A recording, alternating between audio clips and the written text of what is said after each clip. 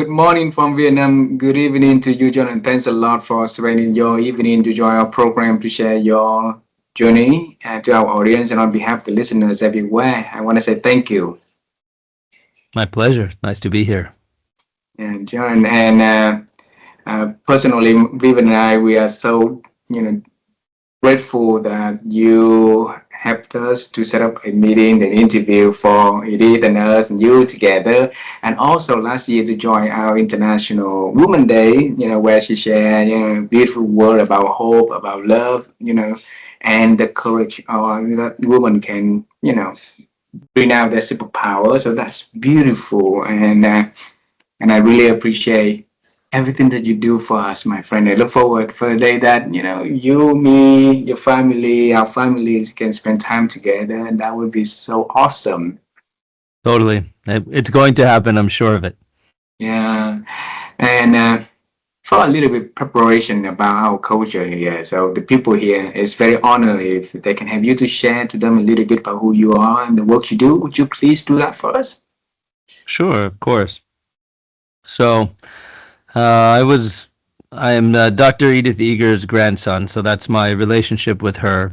And it's interesting now she just passed 2 months ago. So now we're going through a lot of the old photo albums, and so I'm discovering all of these moments that I shared that I don't remember from when I was a boy, her holding me, and these beautiful little moments that are locked away in these photo albums. They were up in the attic. And so I've been, I always have had a special relationship with her.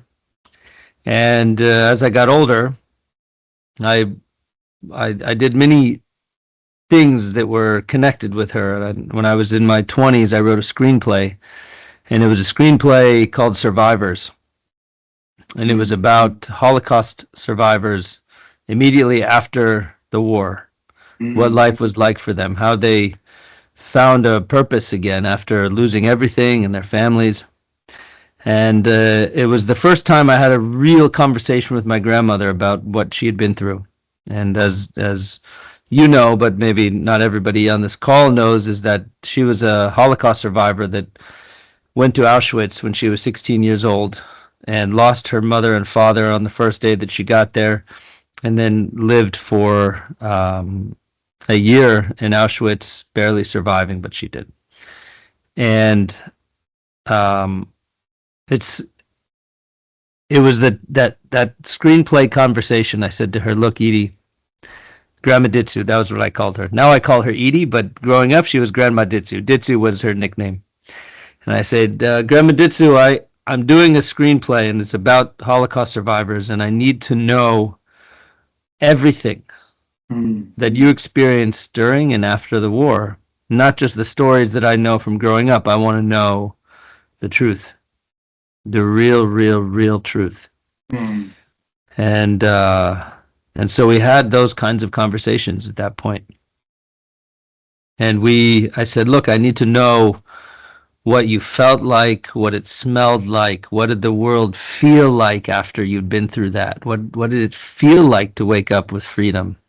And she gave it to me in a beautiful way, very open, answering any questions I had. And I remember after completing the screenplay, I said, look, one of the most important people that I need to have read the screenplay before we can show it to anybody in the world is my grandmother, to make sure we're not wrong here about how we're portraying this time and the people. And she read it, and she called me immediately afterward, and she said, Jordan, I'm so proud of you. This is so beautiful. You've told our story. It's so important. Thank you. And it was like a moment for me, because I didn't know, you don't know. And my grandmother is many things, but she's very kind, she's very sweet, but she'll tell you what she thinks. And so it wasn't like she was guaranteed going to give me her approval or love behind it. And seeing that we did her justice, and that we did that story justice, meant a lot. And so then I moved on in my life after writing screenplays to becoming a photographer. And so as Edie became successful as an author in her 90s, which she had been out in the world giving talks and speaking to lots of people. She did a TED Talk before she ever did a book. She was well known for this story, and she would speak in my high school and speak in a lot of places all around, but not famous by any means. But she wanted it. She did. She wanted to have her story out in the world. She believed it was important. And so when her story finally came to life as a book, the way that it deserved to be, and there was an amazing team behind it. She got a terrific author to help her write the book, who just really created her story into poetry, and an agent that helped promote it, and all of the things that happened. All of a sudden, overnight, she's a success, right? But it's like the actor that nobody ever heard of, but he'd been working so hard behind the scenes for 50 years, but he finally gets his breakout. And everyone's like, oh, they just became famous. No, they've been working at it a whole life. Yeah. That was the same thing with her. She'd been working on it her whole life. And she needed photos for her book. So I'm a portrait photographer. That's my training. And I came in and I did the pictures for her. And that's the most famous photo of her, which is the one that's with her and the ballerina behind her, that's on the cover of the Choice, or on the back of the Choice. And we began working together, and I said, look, you should have social media, Edie. You're on your way to being famous. She says, what's social media? So it's a way that people connect with you and get to know you, and I'll help you do it, but let's do it. And she's like, okay, sure, let's do it. And so we began, and that was really the beginning of us working together in a real working relationship, where we didn't just have a grandson grandmother relationship. We started having almost a business relationship in a way, not business, but like it was. We were trying to promote her book. We were trying to promote her story and who she was, and we did it together, and it was ongoing, and we connected a lot. We were talking all the time. I want to post this. What do you want to say here? What do you think about this picture? What does this make you feel? And so we were starting to just have a relationship about her new life, about this version of her life.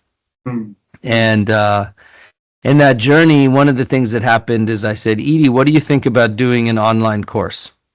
It's the thing people do. And she's like, online? What? No, we should do it in person. And I'm like, well, because she didn't understand the new world, right? She didn't exactly, but she knew that she could meet people on Zoom, and she loved that. And I said, look, we can do a workshop where you explain everything that you know about healing, finding your purpose, creating the life of your dreams, where you no longer feel all the drain from your past, but you use it to move forward. She said, oh, we can do all that. I said, yeah, we can do all that. She said, let's do it. So then we created, when she was 94 and I was 44, I guess, something like that. We did an online course together, and it was so cool. And the thing about Edie is, and I can tell you this as a photographer, she is very photogenic. The camera loves her. And so we're in this conversation, and I go back and I'm looking behind to look at the camera. I'm like, wow, look beautiful. There's blue scarf, just a stunning, and so on it. She was in her peak. She really knew her material. Her mind was so clear. And we had these 3 days of conversation that we turned into a masterclass for her. And then we began what she would affectionately call our school. And so we released that masterclass. It was called Unlocking Your Potential. It still exists. It's available today. And we had thousands of people who joined us and who came along. And so we started having a school, if you will, with all of these people who had taken the workshops, and they joined us for every few weeks. We would get together and we'd talk about things, and people would bring questions, and occasionally we'd bring other people who were, psychologists or thought leaders or podcast hosts into those conversations. And we developed a really beautiful working relationship together and had thousands and thousands of people who were coming into these conversations, and they were international, and Yeah. that was what we did for, the last 6 years. And by the last year or two, when her mind was starting to not be as sharp, I was joining her on podcasts, Yeah. and I became her co-star, you know. And so we would just do all these great conversations together, and we had so much fun doing them. And she was just, we would be holding hands, it would be like this. It'd be like me on one side and her on the other, and Uh-huh. under the table we're holding hands, and we're Wow. having this really beautiful relationship. Yeah. And we we ended up doing other courses. We did a course on forgiveness that went on to be very, very popular, and we did a book together. The last thing, one of the last things we did together was we created her third book, which is The Ballerina of Auschwitz.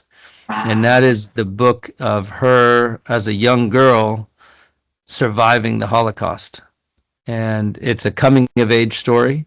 It's the choice has the story in it, but The Ballerina of Auschwitz is really her coming of age story. It's about a 16-year-old girl who is in love, who has tough sisters. She's the youngest of three. She feels like the ugly duckling. She doesn't know who she is in the world. She finally finds this guy that loves her, sees her for who she is, and then bam, Auschwitz.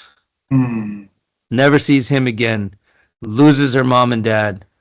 Just her and her sister surviving with on the shred. You would die any day, any day. That was how it worked.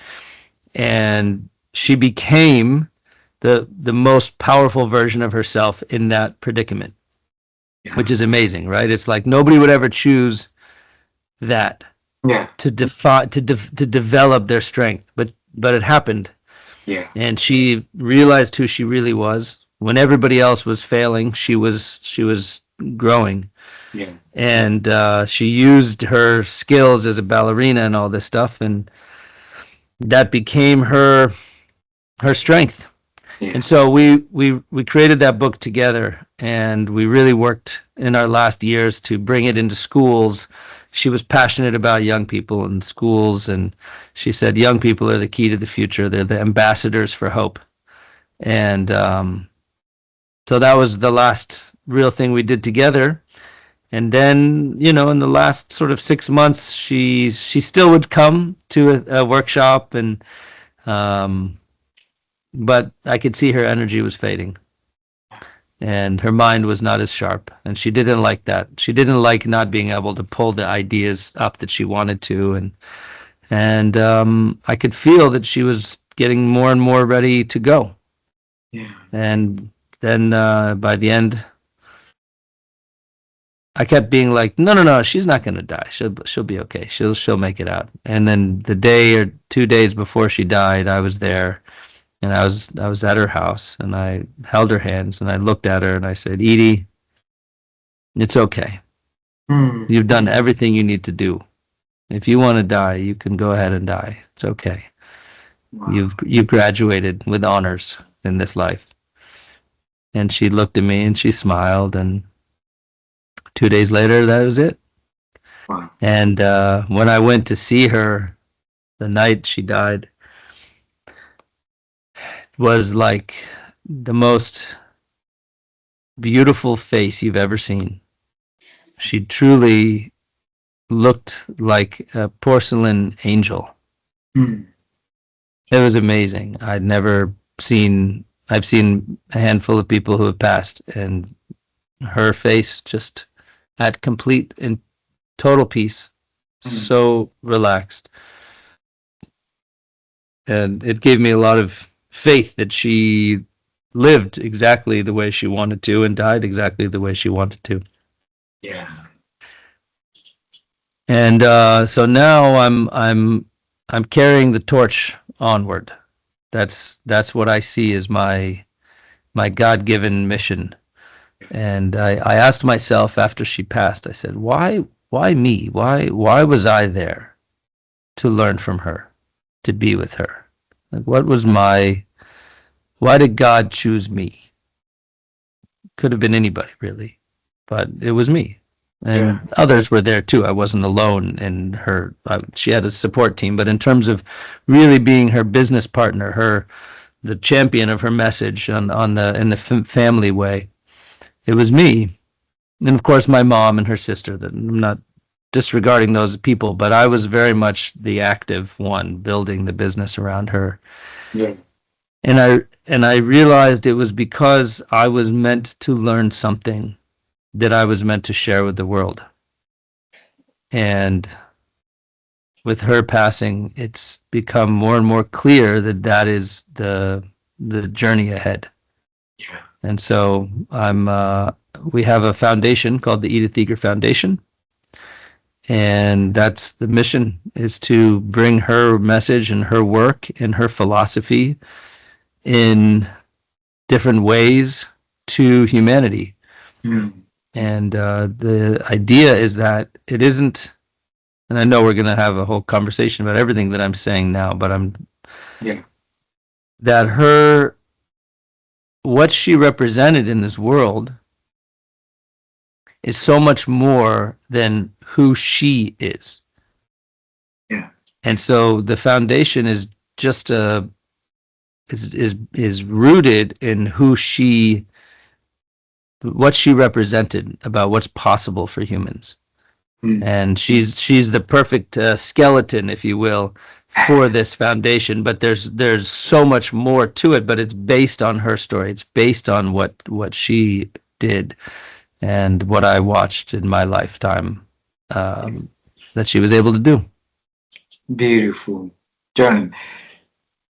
You gave me a lot of goosebumps in my hand at the moment, and thanks a lot for sharing your story in a nutshell. And your relationship with Edie, and had the courage to take it. To build the foundation and continue to expand her legacy forward. Right.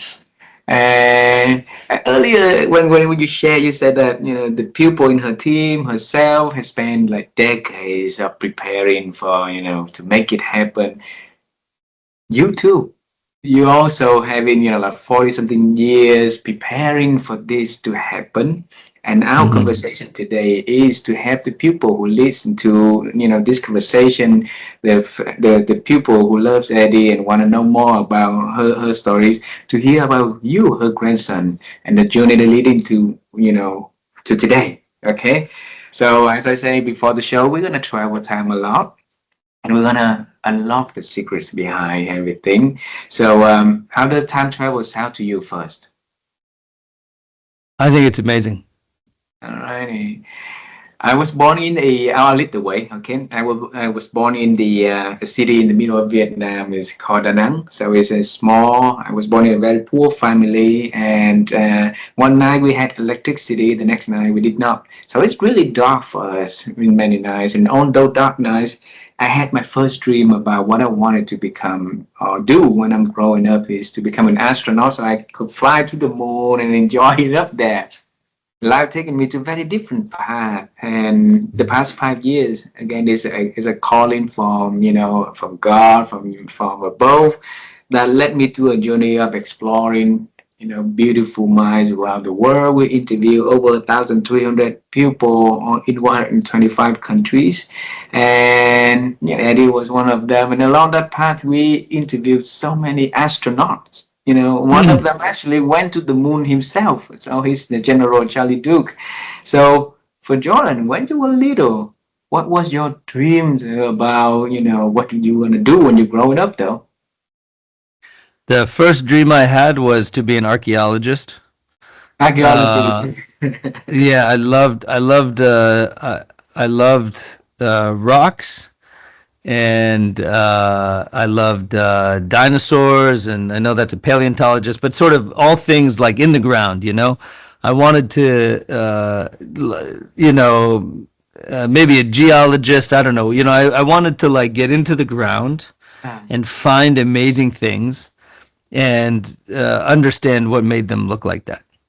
And I still have, I have all of these, I have like a collection of rocks here. Like I'm always, I love to, and it's funny, I've, like lapis here, and this is amethyst, I think. So I keep, I still have this love of rocks, of like what Earth can produce. And so that was like the first passion of mine, and it still exists. Definitely not my vocation, far, far from it. But that was where it began, and I see it actually. My son loves. I have two sons. I have twin boys, and one of them is a total collector. And I actually this morning I was like, I lift up his backpack before he goes to camp, and I was like, this backpack weighs 100 pounds, and he's 6 years old. This is ridiculous. So I open it up, and there's two giant bags of rocks in his backpack. And I was like, Noah, you don't need to take these to camp. He's like, I need them. I need them. So, runs in the family. So archaeologist, right? And Yeah. then to later on is a really different path also. So tell us how that dreams start to evolve until you grown up. So I went the that ended when I went to high school, and then when I was in high school, I found my love of performance, Oh. and I share that gene with Edie, Mhm. because she also found a love of performance when she was in her high school years, and I started doing lots of plays, and I loved to take on a character. I loved to unpack a script and put myself into an uncomfortable position and learn how to be somebody else, but still put myself into that role. Mm. And the my senior year, I in high school, I got to play Hotspur from Henry IV, Part One, Part Two. Actually, it's Part Two. Henry IV, Part Two. And it's an epic character who is both good and bad. Has love and loss, and he dies on stage, and there's 10 monologues, and it was I had 200 hours of rehearsals. It was a full production. We had somebody come in to teach us how to use a two-handed sword to be in battle and all of these things. So it wasn't like a high school play. They had just, the high school that I went to had built a brand new theater, Oh. and it was state of the art theater, and this was the showcase piece for the new theater, Mm. for everyone to come to and be like, this is what you bought, this is what you built. Mm. And so it wasn't like a normal play. It was like a big deal, Mm. and I loved it. I loved it. I wanted it. I felt so alive. I can still remember that feeling before the play begins, knowing that you have all of that coming. Mm. Battles and love and death, and the at the end, when he gets killed by Henry IV, by Hal. Ah. And then I get left on stage, and then uh a famous character named Falstaff, who is this big, larger than life guy who was played by this great actor in our school, Matt McKenna, still a screenwriter. And he's picks me up over his shoulder, and he drags me around, and I'm on stage for like 30 minutes after I'm dead. And I remember that feeling of being on stage even after I was dead, and I was like, wow, this is wild. I'm here, I'm still performing, but it's over, but I'm still very much involved. And it was amazing. It was a dream to do it, and that became the next 10 years of my life. So I went back to, I finished college, and then I went to Hollywood, and I lived in LA for 10 years, where I was actually, I lived in LA for 14 years, but from when I was 21 to really 30, I was focused fully on acting, and that's when I wrote the screenplay about my grandmother. Ah.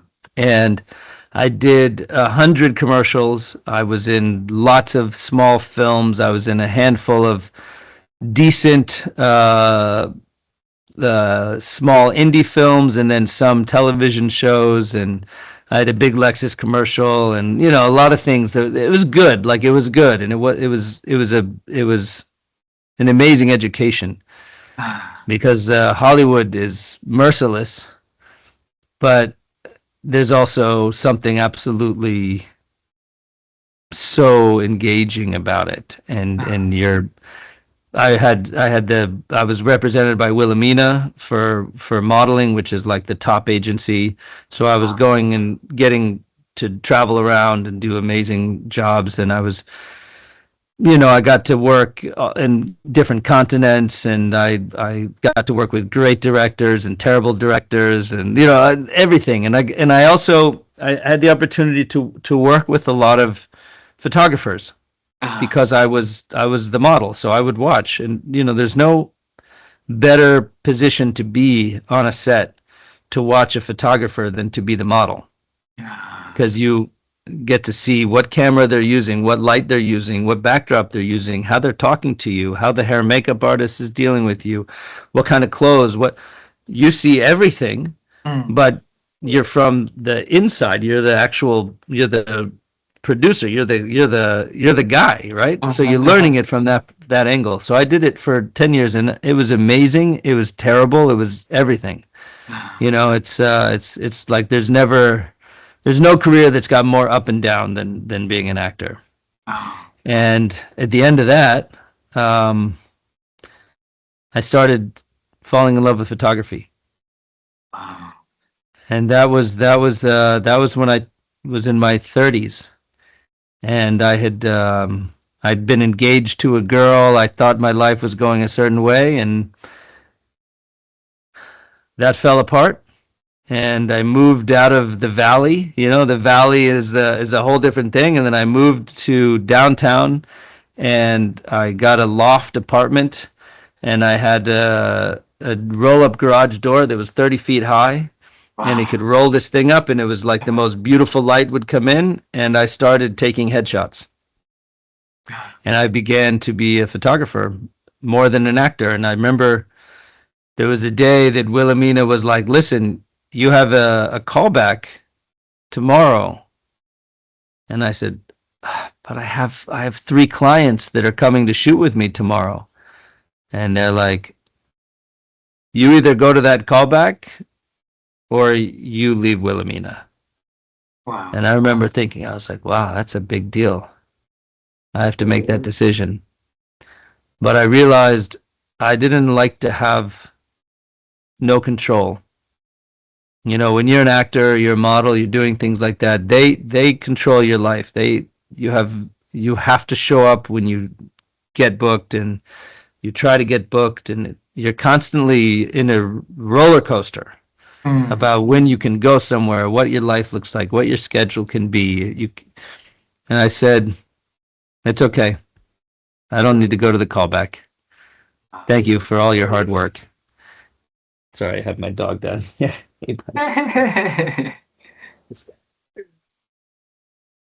This is Skippy. Skippy. Hey, buddy. That's Skippy. Hello. Yeah.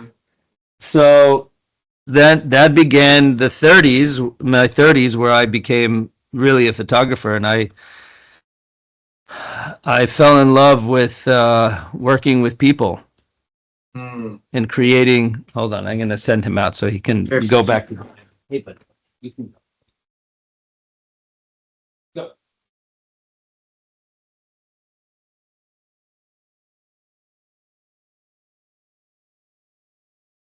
Skippy. So, yeah, he's a character. He's a funny dog. That's a whole nother story. So being a photographer was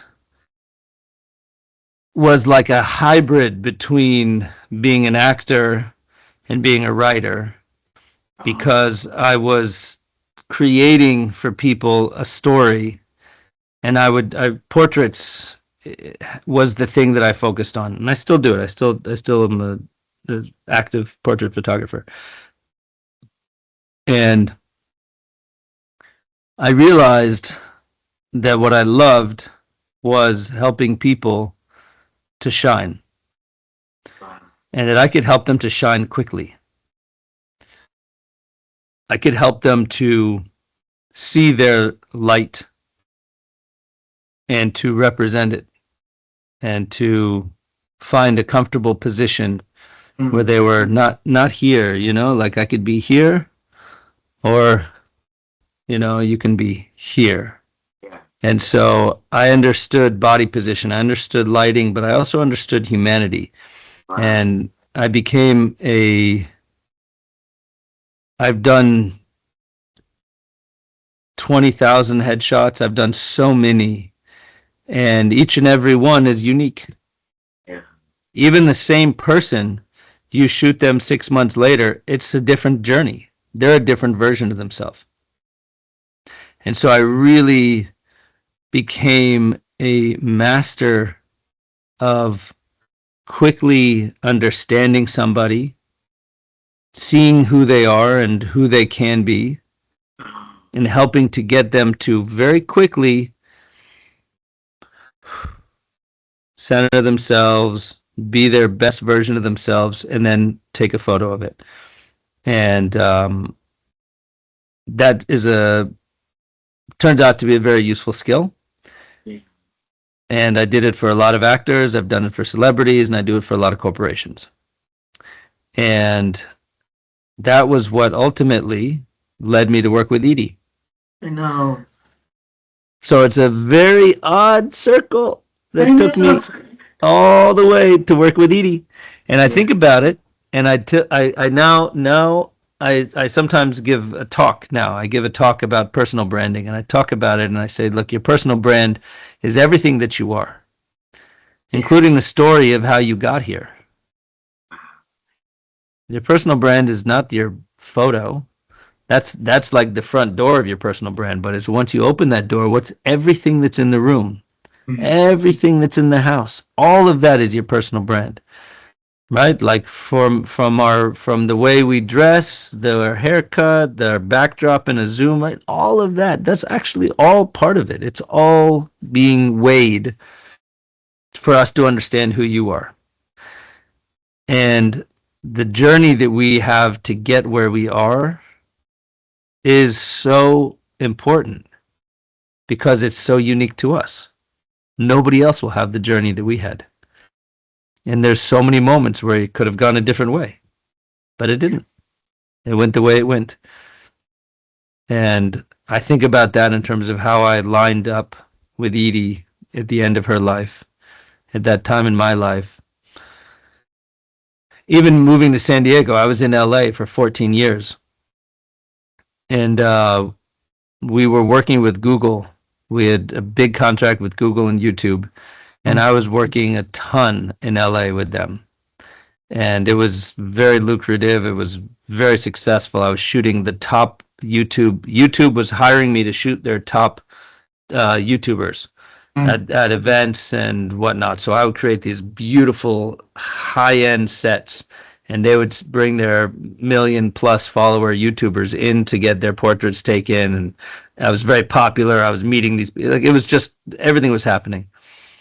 And I met my wife, and we decided that we wanted to have kids, but we didn't want to raise them in LA, that it was too complicated. And so we were working with these tech companies, and the natural place at that time was to go to San Francisco. And we were going to move to San Francisco. And we love San Francisco. We have friends there. We've done a lot of work there. And we were down in San Diego. And this was in 2017, the year that Edie's book came out. And we were we loved Thai food, and we were both eating Thai food at this great little restaurant down near our house now. And the food was so good. And we had just had a great day. We had been with my family, we had been with Edie, we had been with my parents, and we had been to the beach, and we'd go to get Thai food at the end of the day, and I'm sitting there and I'm eating the tom kha, And I look at her and I'm like, I think we should move to San Diego. And she says, Out of the blue. yeah, it was just like, I was like, this is so good. Uh-huh. Why would we go to San Francisco? Like, we'll survive. We can always travel to San Francisco if we need to. Let's move to San Diego. And she said, you don't have to convince me. And Ah, we ended up moving a year later and moved into the house that we're in now. And now we've been here for 6 years. And it's what put me in day-to-day contact with Edie. And if we'd moved to San Francisco, I would have worked with her, but no way, not at the same level, not like 20 minutes and I'm at her house. yeah, And so there's so much random things that'll happen in our life yeah, that I think are, you can look at them as random or you can look at them as what was always meant to be. yeah, And I think of it as very much it was what was meant to be. And Edie tells us, that what was meant to be is sometimes terrible things. yeah. You know, not always it's not always the fortunate moments. It can be the worst moments. But you find out that's what you needed. Yeah. John, last year, Vivian and I spent 3 months. Every single day, we re-listened to every conversation that we had up until that time. So with over Mm. 1,000, like interviews that we spent hours and hours, to listen to all of that, just to with the question in mind of what else can we extracting from, from these conversations, because we want to know, these amazing people, what is a common theme that they have.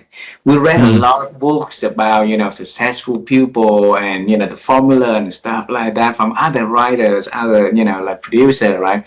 But we Yeah. want to know, now we have 1,000 people at hands that really do an amazing thing. What is that we can get it out, right? And for days, for months, couldn't come up with anything. We saw something that common, but we couldn't until one evening. I was asleep, right? And there was a voice in my head saying newness. And I woke up like in the middle of the night, and I woke Vivian up and I say, newness. And she was like sleeping, so she didn't even know what the heck I was saying. I say, newness, intelligence. And then when she started to, be conscious again, she said, hey, it's a good idea. And if you look at, and then, ever since then, we built up a lot of research on what we call newness intelligence. We work with, a lot of, scholars and researchers to build that up.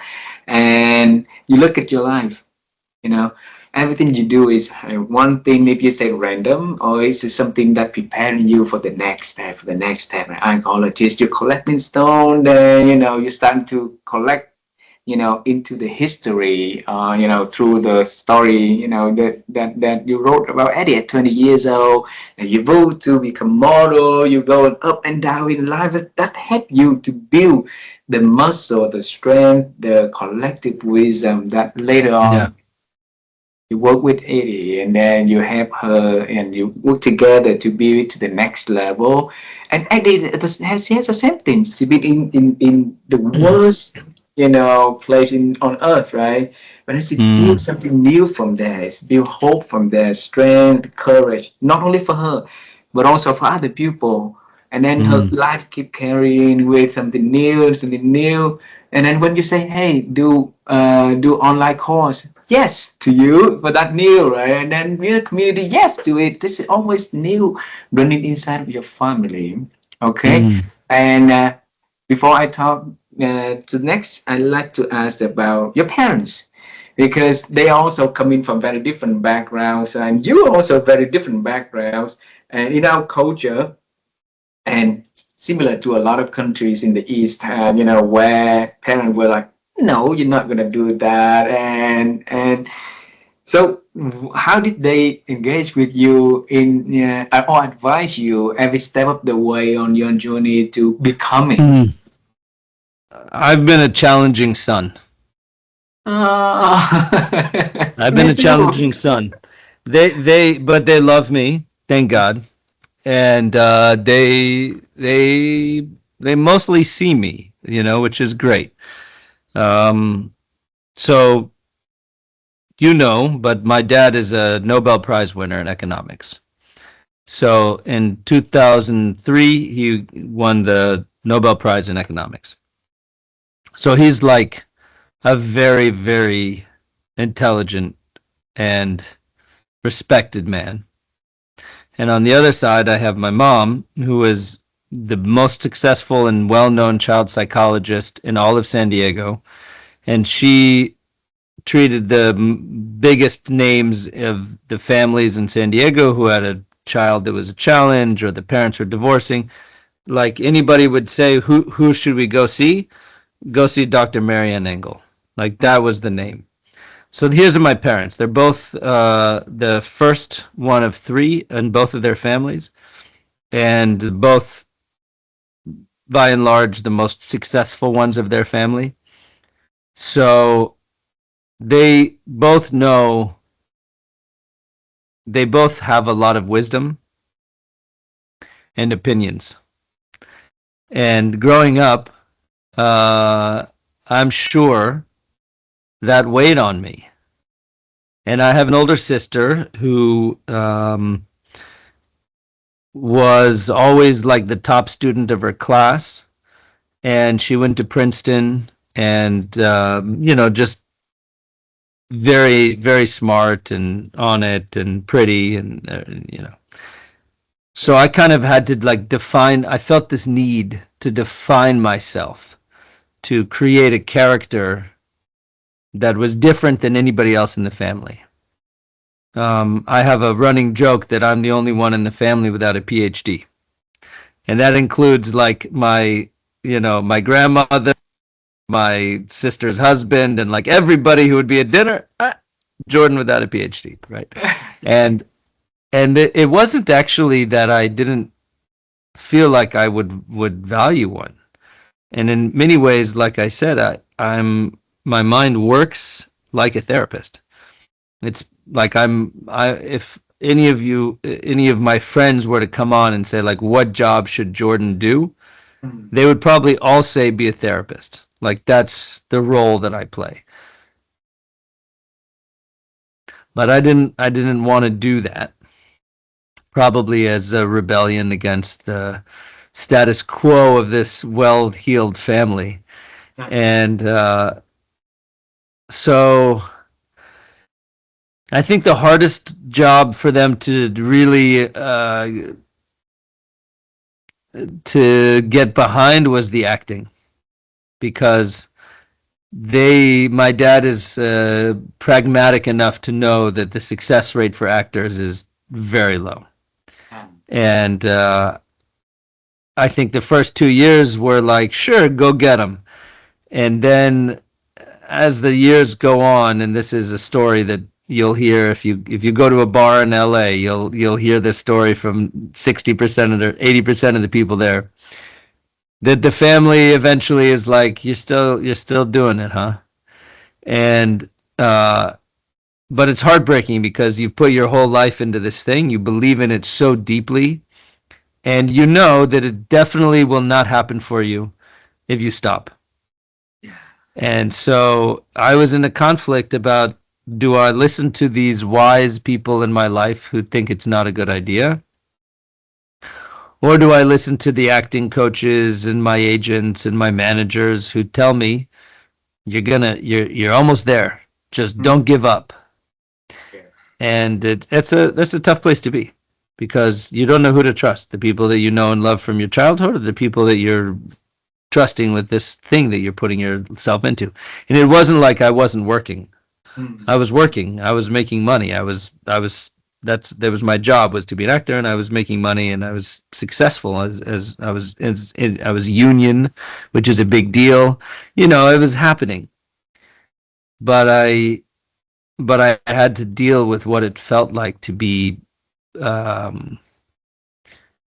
knowing that it wasn't a popular decision. And that's complicated, especially when you have parents that you look up to.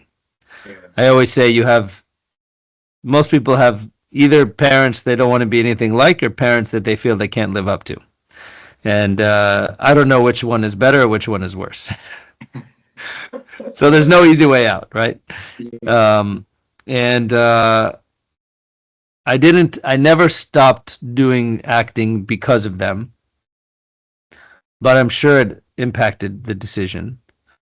But I didn't leave it to go get a corporate job. I left it to become a photographer. So it was like, they were like, like, you're still being a creative.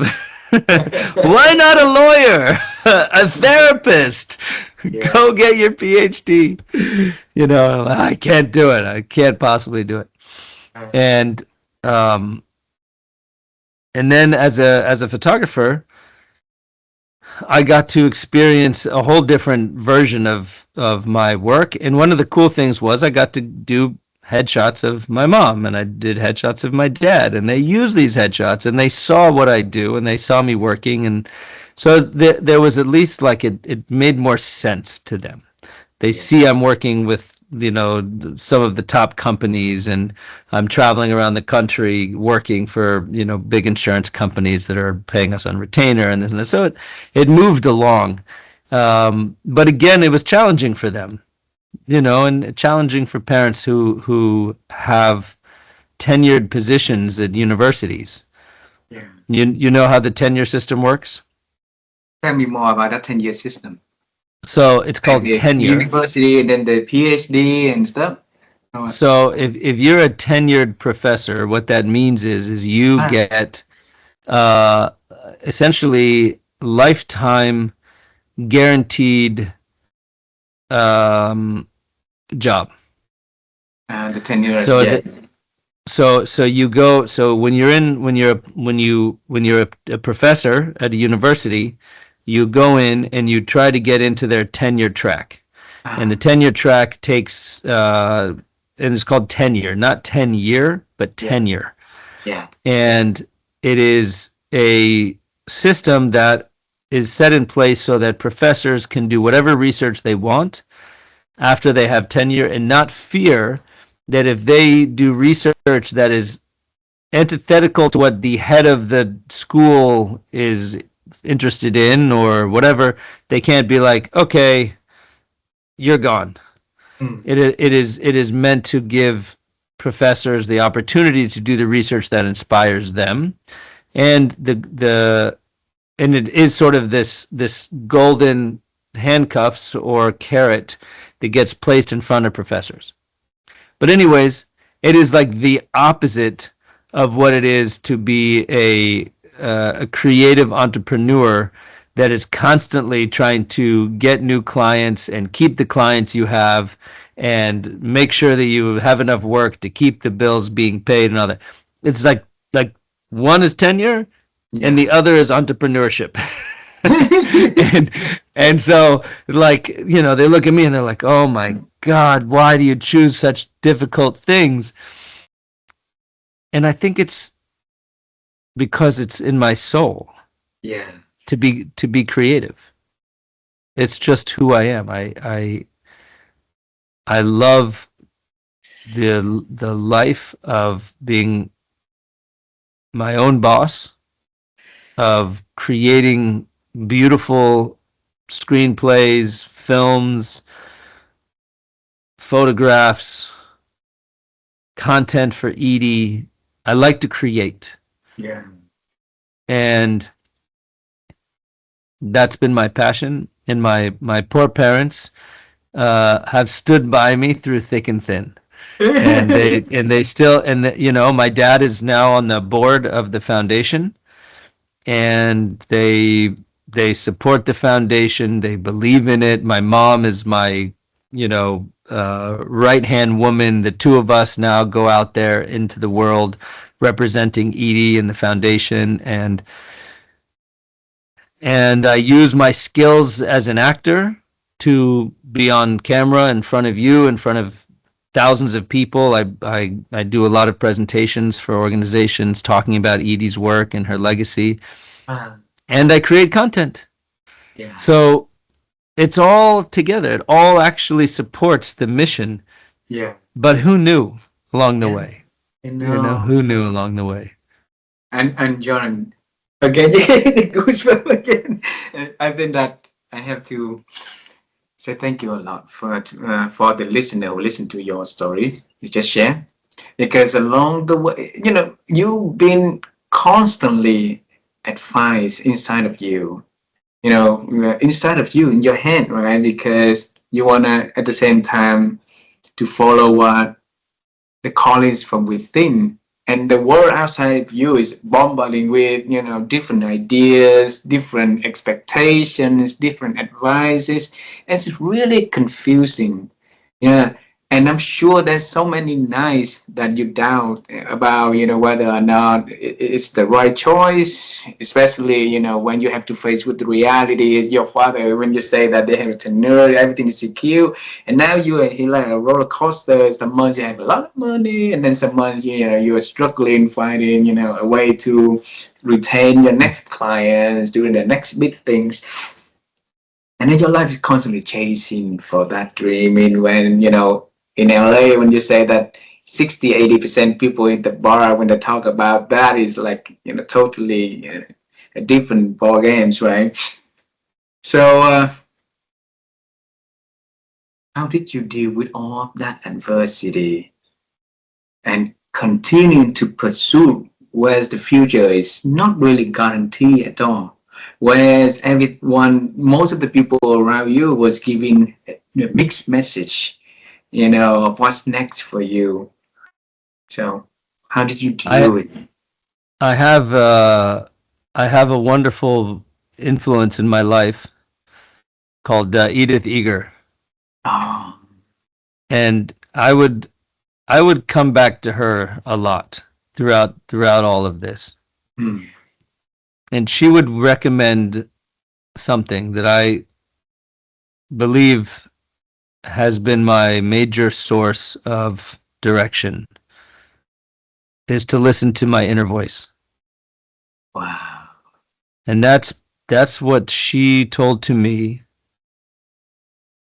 and that's what I would tell to anybody who's in the same position is really check in with yourself. Really listen. What do you want? And just like that day that I let Wilhelmina know that I wasn't going to go back to being a model the way that I had been for 10 years, Hmm, I listened to my inner voice and it said, I'd rather show up for these clients that trust me as their photographer than to go and shoot in the dark for a job I don't care about as a model. hmm, Even though the modeling job could have paid me $20,000, and the photography job was probably $200 a person. At the beginning, it was whatever. But they believed in me. Those people were showing up because they liked my work. They wanted to get their picture done, and they had a dream, and I was going to help support them to make their dream come true. And I didn't want to let them down. hmm. Whereas I realized I wasn't letting anybody down if I left Wilhelmina. They would replace me with another guy with salt and pepper hair and a square jaw like that. Like Ah. very, very quickly. You think you're special until you look and you find out there's a joke, you think you're like the hottest guy or the most beautiful woman, and then you go into the casting room and there's 50 of you and they all look better than you. Like that's what happens in Hollywood. You're like, oh, they're all taller and buffer and deeper voice, It's Uh-huh. scary. You're like, oh my God. So how do I choose each of these steps, and including now, really believing in the foundation, believing in the mission, and putting my energy into something that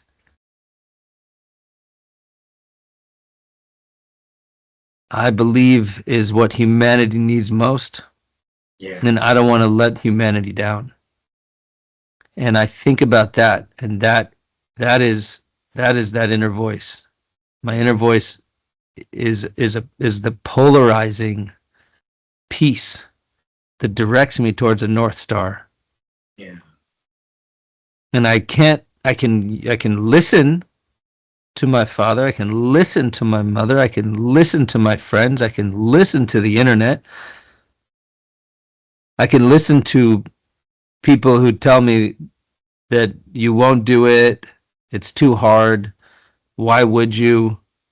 Just let her go. Like that. Those people are there. Mm. It's not all like go Jordan, go Jordan. Mm. No. There's always a wind at your face. Yeah. Because if there wasn't, you wouldn't know that that's where you need to go. And the wind in your face shows you that you need to convince yourself that this is the right thing to do. And I've had to change gears throughout my life. And those changes of gears are challenging, just like leaving a relationship. Leaving a lover is the hardest thing in the world to do. Mm. But then all of a sudden you drive and the window's down and you realize I needed to do that. My soul needed to do that. And that's what I listen to. I really listen to my inner voice. I have an amazing wife, and God knows I listen to her. But above that is what I listen to inside of me. Yeah. And I know that that's the right thing to do because of Edie. Because of Edie. Yeah. Like her telling me so often that the thing we must do is listen to our inner voice reaffirms for me that that is the greatest importance, is that we listen to our inner voice. Yeah. That we fully check in with it, that we find a time to let every other distraction go and just see what we say. Yeah. Which is hard when you have a family, when you have a business, when you have a job, when you have bills, when you have life, payments, phones. God. Bing, bzz, bzz, Yeah. bzz, bzz. What is my bzz, bzz? Like, Yeah. you got to shut it all away. You got to find the time to fully check in with yourself, which is why meditation is important, recommended, prayer, right? Any of these moments are the places where we do that check-in, Yeah. an unadulterated check-in with yourself. What do I want? And Edie would say, what are you willing to hold on to? And what are you ready to let go of? And that's really what it comes down to. Yeah. That's how you choose the right path when you answer those two questions. You look at you at 20s when you write your first screenplay, right? I'm right using the word right.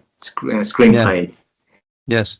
And you could have written anything, but you chose to write about Eddie and her. When you say earlier in this conversation, her real experience, you say what it was, the smell that it had, everything.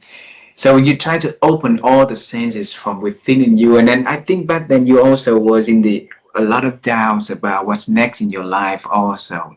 So you came to ADA, and it's not easy for the 20 years old for any man or woman in the world to really listen to her conversation at the deepest level, right? Yeah. I think the books she Mm-hmm. writes, people scanning on the pages would never understand, only like a fraction percentage of what actually happened. So 20 years old, you sat there with her many nights to listen and then to relive that moment. How Yeah. did it feel? Hmm.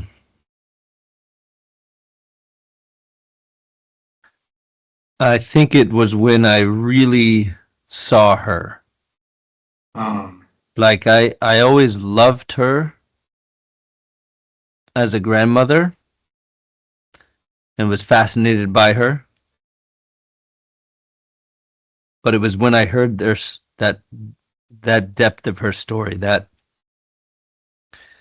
um, what she survived, and then what it was like afterwards, facing her demons, facing the most suicidal thoughts, which after survival, I don't know the exact number. I did, but I don't remember now. But it's something like 50% of Holocaust survivors killed themselves within a year or two after survival because they couldn't bear what they experienced. And Edie was on the cusp of joining that group.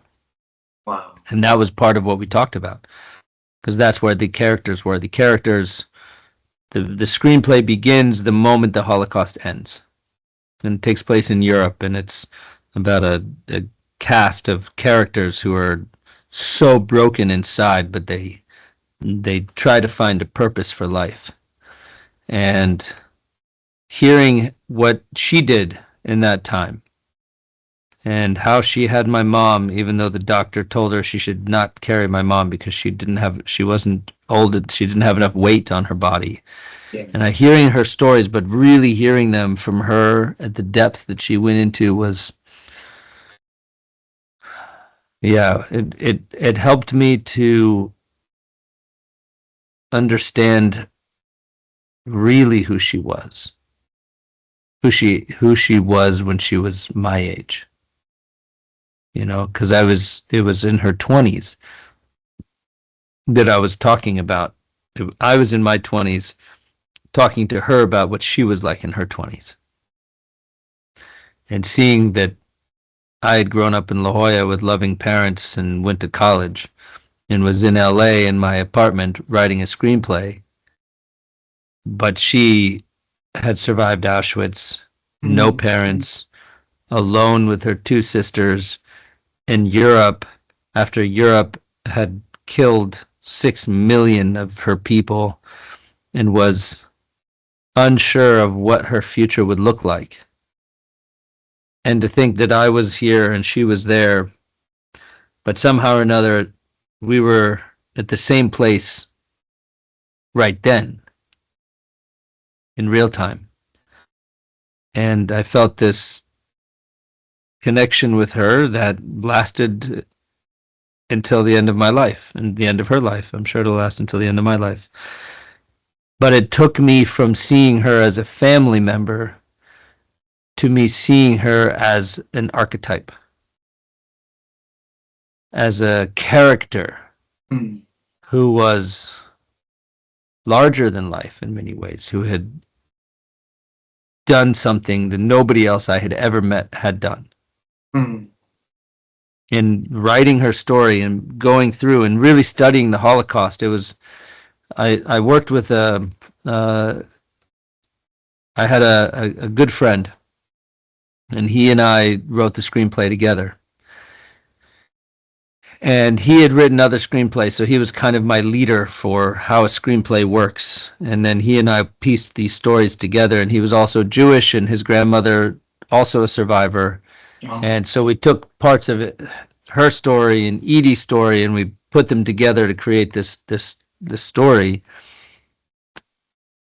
But we spent 4 years from the beginning of the project till the last day where we sent it to the DBA, the directors, or the DGA, the Directors Guild of America, to get it copyrighted. It was a 4-year process, and we worked on it most days. So for 4 years, I was on an immersion into the Holocaust, into life after the Holocaust, into Europe, into what led to it. I mean, it was a master's in Holocaust education, because you can't possibly write a screenplay called Survivors unless you understand everything that's going on with these people. And they happen to be the exact same age that my partner and I were while we were writing it. So we were two Jewish guys sitting in a, crappy apartment in Van Nuys, writing until 3 in the morning, and that was what was happening for their characters. But they were fighting for their lives because they had experienced the Holocaust. They had numbers on their arms, and I was going to auditions during the day and writing at night. But I learned a lot in those 4 years, and that was my master's in Holocaust education, which really served me as I began diving deeper and deeper into Edie's world later on. I understood Judaism better. I understood her story better. I understood my connection to her story, what I felt like at her age when I was in my 20s. What did I feel like compared to what she felt like when she was in her 20s? Very different worlds we were in, but in some ways they were very similar. You said is a master of that subject. You are a doctor of that subject. You are a PhD in the family already. In that way, no doubt about it. That I don't get the letters after my name, but I have the knowledge. Yes. John, on those early years, 20s, right? You are running inside of you is a blood, a gene of as an artist, emotions, and facing with the world outside. Is it's really not a lot of space for emotional person, and it's hard. I mean, put it that way. The reality is really, like it's all about success, about money, about something you and chasing. And at night, you and your partner, diving into those like really deep and dark and emotional. So it really can break a person, Mm. a normal person if you're not having your head right.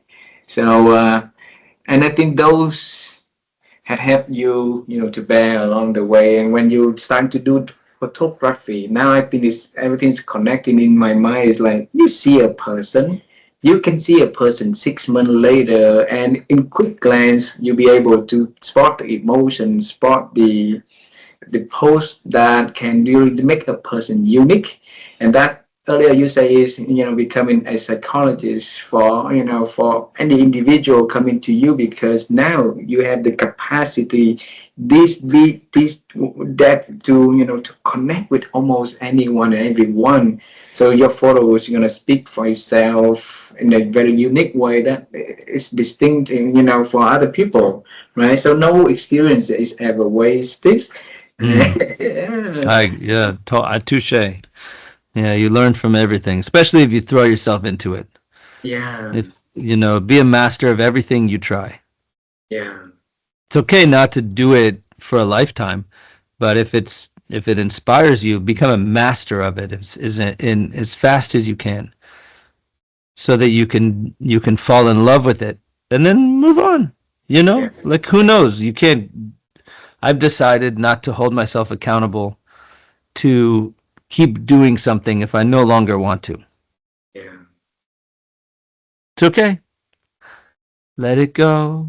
Let it go. There you go. Yeah. Uh, your whole life is really associated with the legacy of Edie, right? Her deep wisdom of life. So, and there's so many lessons that you can learn from her. But if for this conversation, for our listener, if you pick just one big lesson that you Mhm. want people to remember, to learn, and to master, through your interaction with her, what is that Choice. choice? Wow. So choice is, interestingly, choice is as an actor, the one thing that sets you apart from the other 30 people in that room who look better than you is the choice you make about the character you're playing.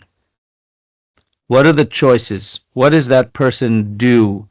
What is their how do they respond to a problem? You make a choice. Do they have brothers, sisters? Because maybe you don't know all those things in the screenplay. So you make a lot of choices. Maybe you're literally playing the guy driving the new Buick. This is what you go into the casting room and the guy says, "Okay, here's what you do. You're driving the car, and you look over, and there's a good-looking woman who you think is looking at you, but really she's looking at the car, and you wave, and she doesn't wave back, and it turns out she's just looking at the car. Okay, go." So what do you know about that character? Nothing, right? Nothing. They don't tell you anything about the character. They just tell you what's happening. So what we have as the actor is the choice. Now I have a choice. Is the guy single or is he married? Does he have kids in the back? Does he not have kids in the back? Wow. Does he feel like a victim in his life, or does he feel like a strong man? Did he come from a bad day in the office, or is he an architect going to his own company? We can make choices, and the choices is what defines that character. And so as an actor, you would say, I like him to be an architect. That's cool. That agrees with me. That's more interesting. And he just had a fight with his wife, and he feels like he's a little overweight because he had a kid, and he doesn't feel sexy anymore. And he looked at himself in the mirror and noticed that his eyes are turning, he's got wrinkles under his eyes, and he doesn't feel like he's a handsome man anymore, but he likes his new car. So that's the good thing, but these other things are happening for him. Okay, action.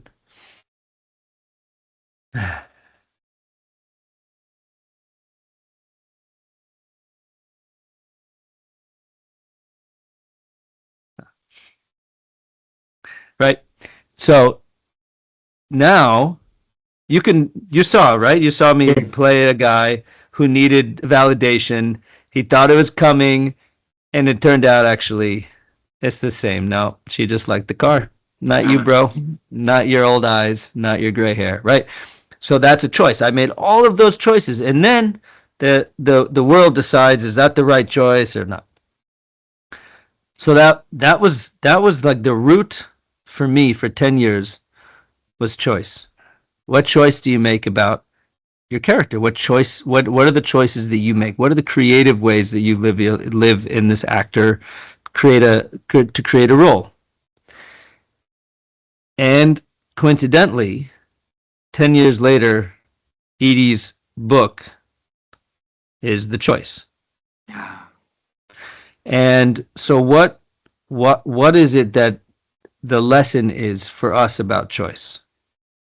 It is that the choice is, how do you respond to the things that are happening to you? You have a choice. Do you choose to be an elevated version of yourself, or do you choose to allow the frustration to sink in? Do you choose when the moment comes to help the person across the street, or to get to work on time? Do you choose to rewatch 1,000 hours, or do you choose to let AI do it and not bother spending the time yourself? You have so many choices that define who you are. And it's ultimately the choice that makes you who you are. All of these other extraneous things that will happen to you out of your hands. Yeah. But the things we do have control over are the choices that we make. That's our active role in our life. And so understanding that, it doesn't solve your problems, but it helps you to see that the root of everything that we do is a choice. And the part that Edie shared with us through her life is the choice to be a victim or a survivor. Mm. And that distinction is that the victim believes that everything is happening to you, and the survivor believes everything is happening for you. Even the shitty things. They are there to help you grow, to teach you a lesson, to show you something valuable, and you might not see it at the time, and that's okay. But when you look back, when you can have analysis of your life, you can see that they have been all there, all the good things and the bad things and all the things are just in service of your growth, your personal growth. And that's the choice. Do you see it that way? Or do you Absolutely. see it that all of the things that have happened to you are there to punish you, are there to hold you down, are there to keep you small, not allow you to grow, that have been there to hurt you in your past, and everybody in it are there to show you that you'll never be enough? Well, that's a choice. That's a choice to see it that way, and so many of us do. I have, we all do. It's actually our default. It's our default to go into blame. It's our default to go into disappointment and self-deprecation and frustration and anger. It's easy. It's the first emotion is to do that. The first response is to be like, right, to like get hunchy. Yeah. But what if you just say, thank you for all of the wisdom in this earthly body that I had, and I didn't ask for so many of these lessons, but I received them. I received them with grace. I received them with love. And I will carry myself with more strength because of everything which happened to me. That's the other choice. So what character do you want to be?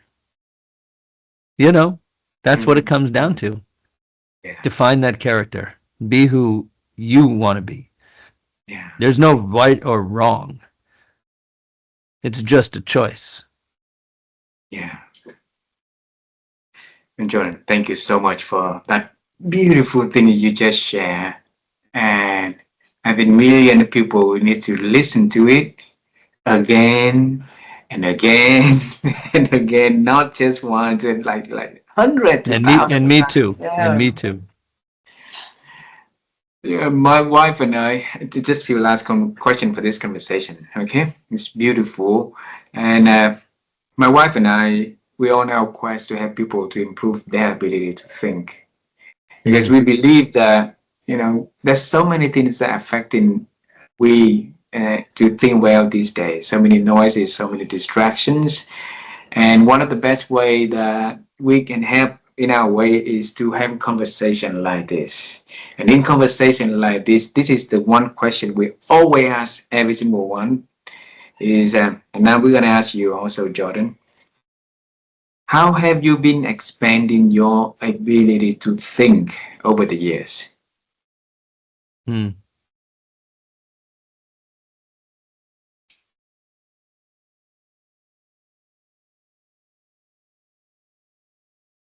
By pushing myself into uncomfortable positions, not to stay comfortable. I think routine is valuable, but wisdom comes from lived experiences. And we must continue to live to really get into the world, not to be on a screen all the time. Raising kids, you know, is the hardest job on the planet. And I'm positive it's the most education I've ever received is in the last 6 years since having kids. And continually transitioning into from an actor to a photographer to running a nonprofit, right? Those are all challenging and unique careers that forced me to expand my brain, put myself into new and uncomfortable places, and discover what and who I am. And just you asking me this question is a representation of that discomfort, of me asking myself, are you going to get this right? That's uncomfortable. It makes me nervous. And I know that if I don't go into those places, I'm diminishing. Wow. And I want to be expanding. I want to be constantly expanding while I have this earthly body that I've been given. My soul's journey, whatever it is to continue to grow and expand until death.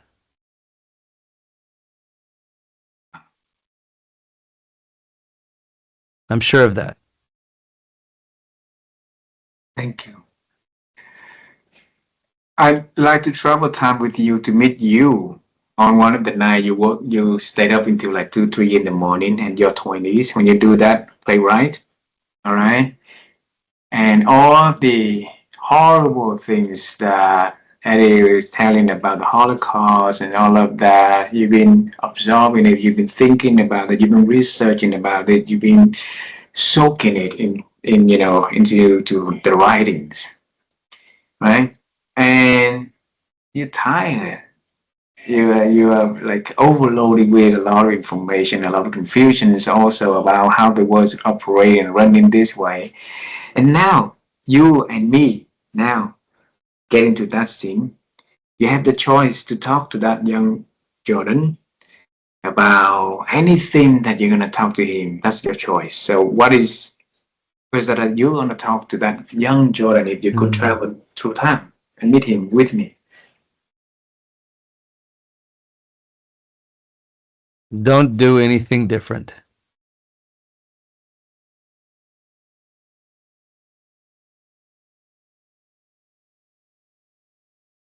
Just pay attention. Pay attention to everything that's happening to you, because it's all there for you. Right.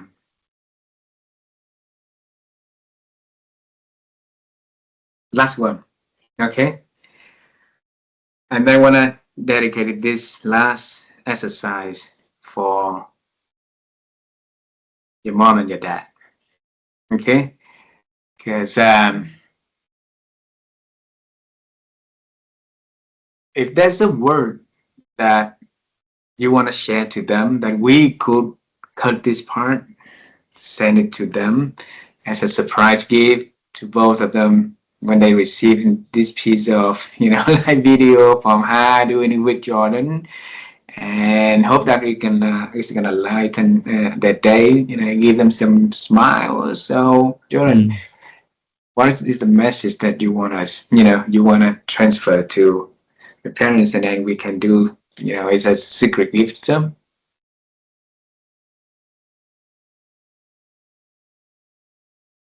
I'm grateful for their patience.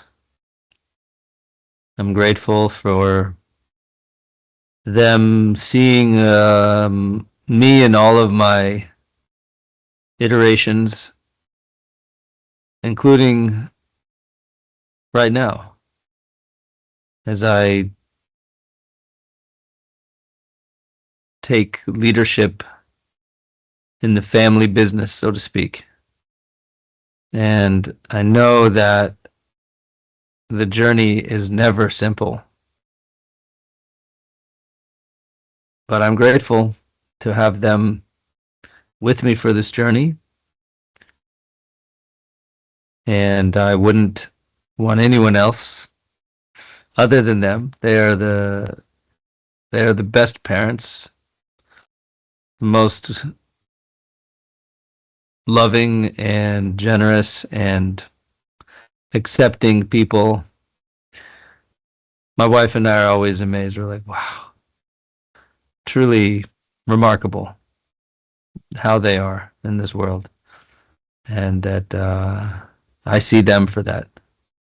And I'm grateful that they see me for who I am. John,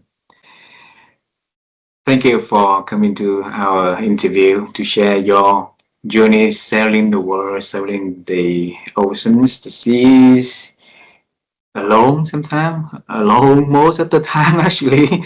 And then Mm, when you come back to shore, you bring a lot of experience, a lot of stories, a lot of differences, a lot of newness yeah, into the life of the people around you. And with all of that, it make everything becoming, like bigger and deeper and to the next level.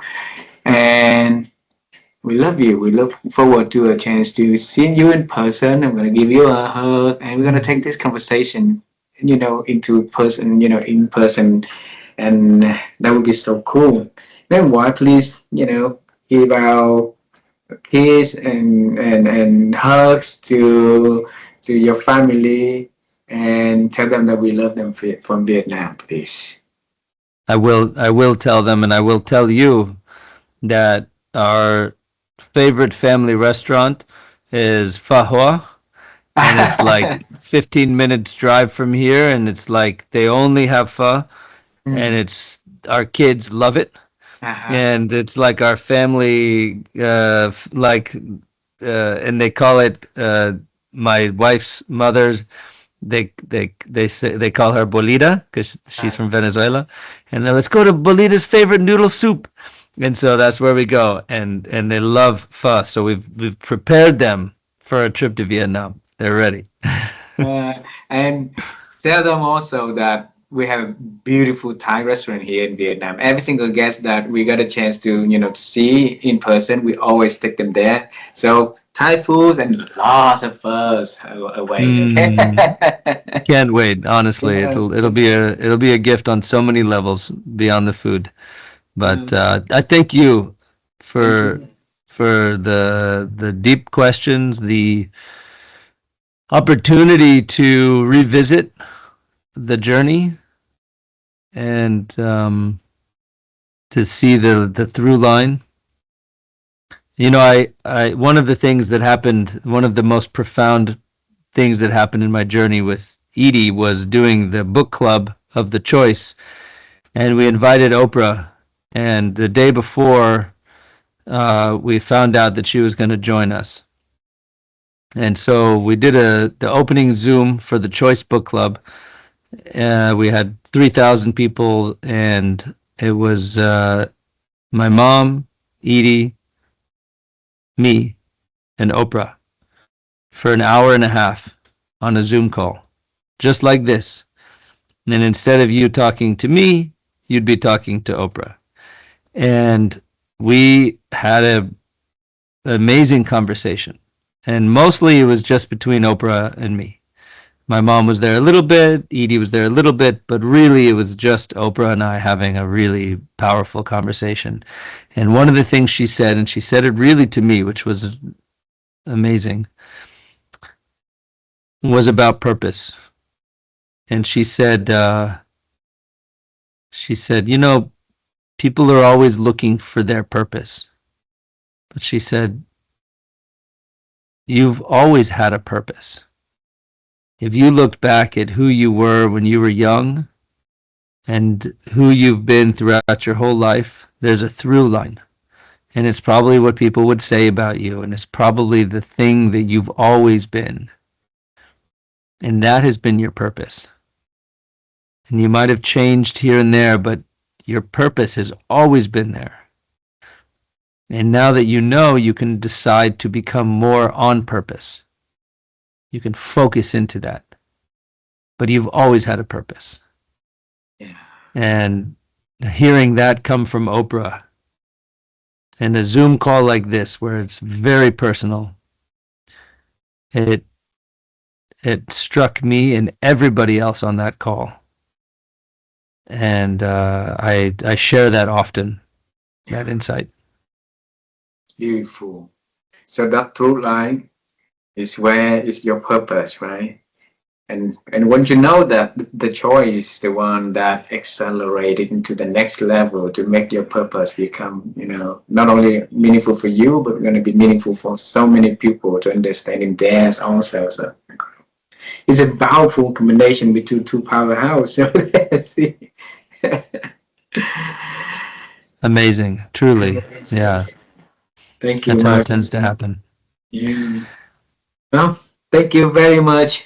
I know it's late there, and tell your family so I'm sorry I keep you stay late with me and with my audience. And I'm gonna make it up with a lot of fuss, and they're gonna see each other in person, my friend.